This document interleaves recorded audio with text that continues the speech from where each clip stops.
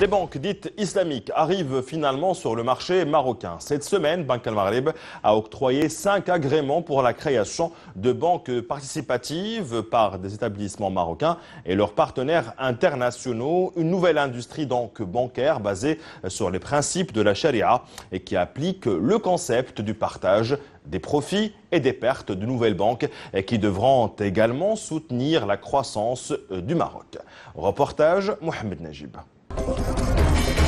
Après 6 ans d'existence sur le marché marocain, c'est un nouveau départ pour Dar Safa. La filiale d'Atjari Oufa Bank devra donc capitaliser sur son expérience pour accélérer son déploiement territorial avec l'ouverture d'une vingtaine d'agences. Elle devra donc proposer de nouveaux produits financiers basés sur la charia. La banque participative, c'est d'abord la banque.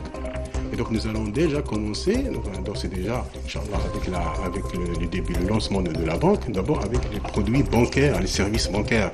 La banque, c'est des retraits, c'est du GAB, c'est une carte, etc. D'abord, ces services qui seront mis en place. Et bien sûr, les produits de financement viendront donc compléter cette gamme. Et en partenariat avec le groupe saoudien Bahreïni Al Baraka, BMCE Bank lancera sa banque participative avec l'ouverture de 20 agences au Maroc avant d'aller vers les marchés africains. Et le principe fondamental de la finance participative est que la rémunération que la banque perçoit est liée au résultat du projet financier.